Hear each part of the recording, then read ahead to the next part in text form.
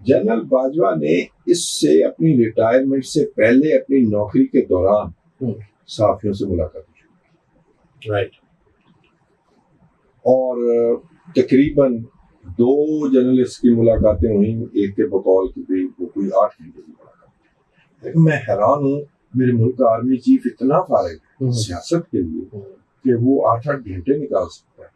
और तो उनके बारे में तो कहते हैं ना कि जब जनरल बाजवा के पास अगर कोई फौजी मैटर लेकर जाए तो वो बिल्कुल डिसइंटरेस्टेड महसूस होते थे और वो मोबाइल पर गेमिंग ये मुझे नहीं पता, लेकिन जब वो पॉलिटिकल बात जैसे ही शुरू होती थी तो फिर वो चुप बड़े चौकन्ना हो जाते।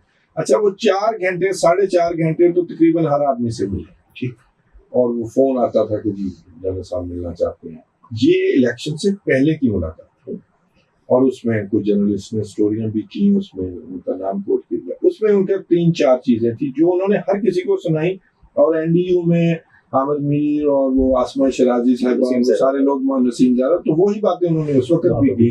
एक ये कि जी वो जी शहबाज शरीफ लोगों में वो उनको अब मईशत की समझ नहीं आ रही, वो खराब हो रही है मईशत, वो कहते थे। हमने कहा ना लेते इक़्तिदार। एक ये कि जी मेरा बेटा नाराज होता है जब जमहूरियत को मसला होता है।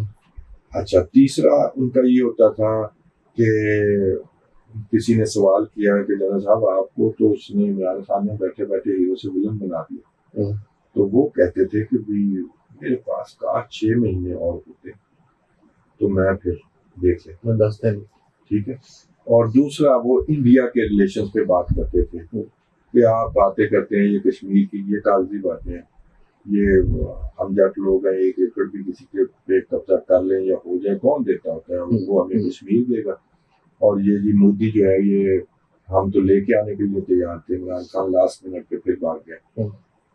इंडिया और पाकिस्तान के ताल्लुकात ठीक होने चाहिए, मैंने तो इसके लिए काम कर रहा है, और ये वो, और फिर और कई सारे मामला इजराइल पे। ये उनका हर मिलने वाले से यही मंत्र था, हर किसी को उन्होंने एक ही कहानी सुनाई, एक ही बात कि जी हम गैर जानबदार हैं, हम गैर सियासी हैं, हम इमरान खान हम पे गलत शक कर रहे हैं, और शहबाज शरीफ नवाज शरीफ जो हैं वो मेरी बड़ी इज्जत करते हैं, और इस तरह की बात।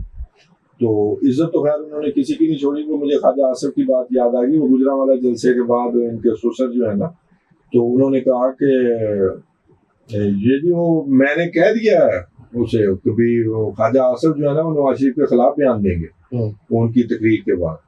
तो ख्वाजा आसिफ और एक और साबका मिनिस्टर थे, वो साथ थे, वो जो बड़े मतलब कभी नून लीग की तरफ से बड़े अच्छे बच्चे जो शुमार होते थे, ये 2-3 लोग। सही।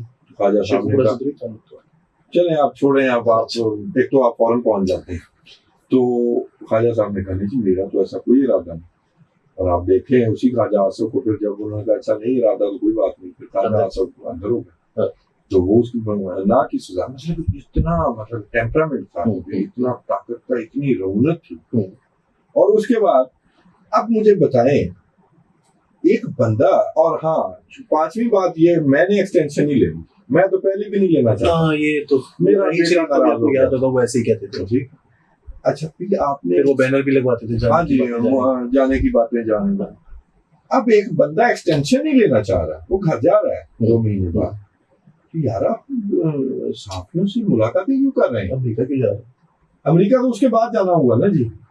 और फिर उसके बाद अब ये मैं आपको वो नई खबर देने लगा हूँ कि अमेरिका क्या एक और ब्रादर इस्लामी मुल्क पूरा प्रेशर डलवाया। असल प्रेशर अमेरिका के अलावा बाकी ममालिक 2-3 से आया कि इन्हें हर सूरत जो है रिटेन रखना है। अच्छा, जब शुरू में शहबाज शरीफ की गवर्नमेंट थी तो उनसे पूछा जाता था, उनके जो जिम्मेदारान जो करीबी किचन कैबिनेट है शहबाज शरीफ, तो वो कहते थे जो बाजवा साहब कहेंगे हम वो कर लेंगे, वो चाहेंगे एक्सटेंशन लेना चाहें तो वो एक्सटेंशन ले लेंगे, ठीक है। लेकिन आहिस्ता आहिस्ता हालात इनके हाथ है, और यूं ही आखिरी महीने शुरू होते हैं ऐसे ही निकलते हैं। तो ख्वाजा आसिफ साहब ने कह दिया था कि वो तो समझे, और आसिफ मुनीर का नाम भी लिया था। हाँ आसिफ। अब फिर अगली गेम शुरू होती है कि वो ऑफ द रिकॉर्ड लिया था। हाँ ऑफ द रिकॉर्ड, भूल गया मैं ये क्या था। खैर वो इन्होंने कहा जी कि मुझे बनवाएं, यानी कि ना घर का कोई बंदा छोड़ा, अपने घर के बंदे भेजे नवाज शरीफ की जी, नवाज शरीफ ने हमेशा मेरी इज्जत की, वो तो जब मेरे साथ इख्तलाफ भी था तो तब भी, अब उनकी खुशामद शुरू की, और फिर बाहर से भी प्रेशर आया, और वो बाहर से प्रेशर नवाज शरीफ पे कि आप इनको रिटेन कर, लेकिन नवाज शरीफ उस प्रेशर को सह गए, और उस प्रेशर का ना लेने का कोई नाराजगी जो है वो हमारी मईशत में अभी तक नजर भी आ रही है। ये ज़हन में रखिए, अमेरिका ने खास हद से आगे नहीं जाना होता। आप देखें ना, वो उसके पास और बड़े काम, उसने पूरी दुनिया को समझा दिया, बस एक दो समझा दिया कि अगर यही रह जाए तो बेहतर है। ये हमें 6-8 साल से हमारे साथ बड़ी अच्छी रिलेशनशिप में है। वो जो प्रेशर नहीं लिया, उसके साथ एक नई गेम चल रही है कि अगर मुझे ना बनाया, फिर घर में लोगों को इस्तेमाल किया, और फिर एक और ये कि अगर मुझे ना बनाया तो फिर हम मार्शल लगा दें। और इस पर फिर क्या हुआ? फिर आखिरी दिनों में कौन मार्शल लगवाता है? और वो मार्शल का जवाब नवाज शरीफ ने, उन्होंने कहा जी कल के लगाते आज, साਡੀ जान छूटे, हमारी भी जान छूटी, आप मार्शल लगा, कोई इशू नहीं।